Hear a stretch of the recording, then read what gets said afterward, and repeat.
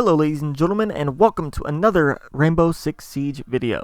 In this video, we're going to be taking a look at the Year 5 Season 3 preseason designer notes.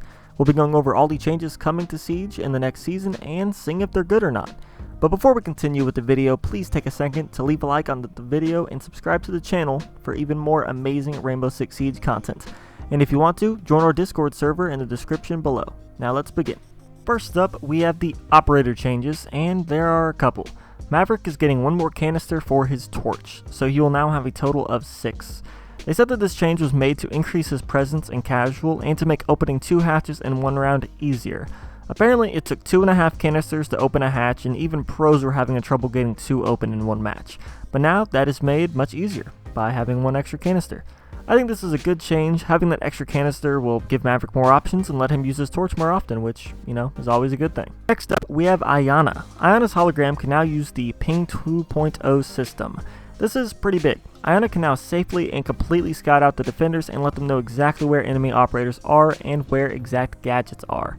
They said this change was made to increase the synergy that her ability is supposed to provide and to make using her hologram a more rational option. This change is huge. She can now make the best callouts in the game, pretty much, without having to make, any voice callouts or type anything out. She'll be able to get precise info to her team immediately, quickly, and clearly. This one change might make me actually play her, so yeah, this is a good change. As the last operator change, Thatcher's EMP got nerfed hard. His EMPs now never destroy gadgets, they only disable them for 15 seconds. In addition to that, if an enemy picks up their disabled gadget, it will remove the disabled effects. And the EMP effect will no longer affect gadgets that are just in an operator's inventory. It has to be placed down on the map. Then we have the list of gadgets that will be disabled. As you can see, it's most of the electronic gadgets in the game. So I'm going to leave these up here so you can see them while I talk about the more unique interactions.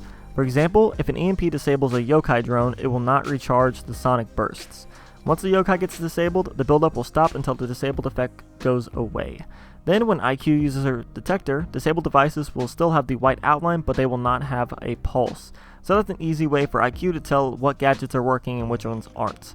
Then finally, disabled goo mines will no longer be invisible and will not trigger when the attacker walks by, making them easy to see and easy to take out when they're disabled. As far as this change affecting bandit tricking, it's still going to be possible. Picking up a disabled battery will take longer than deploying a new one, but he should still be able to trick slower hard breachers like Ace and Thermite. Moving on, we know that there are going to be new weapon sights added into the game. Now, that's a lot to go over, and I really want to get more in detail on that, so I'm going to make a separate video on the sights later this week, so make sure you subscribe to the channel to catch that video. But other than that, we also know that there's going to be a new secondary gadget added into the game. As you can see, we have the new secondary gadget, the Hard Breach.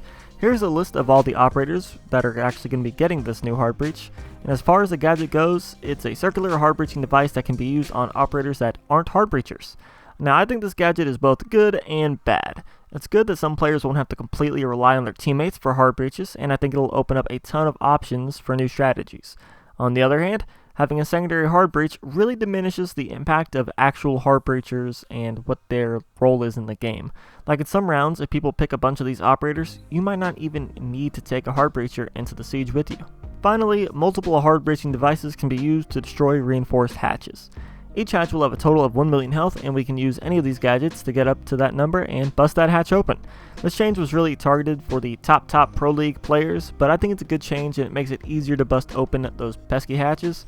So it's small, but it's useful. So I think that makes a good change. And that's actually going to be it for this video. I want to hear from you all. Which operator change do you think is the best? Do you think they hit Thatcher a little bit too hard? And what do you think about the new secondary hard breach? I don't know, so let me know down in the comments below. If you enjoyed the video, please leave a like and subscribe to the channel for even more amazing Rainbow Six Siege content. I'm the Battle Moon, and I will see you in the next siege.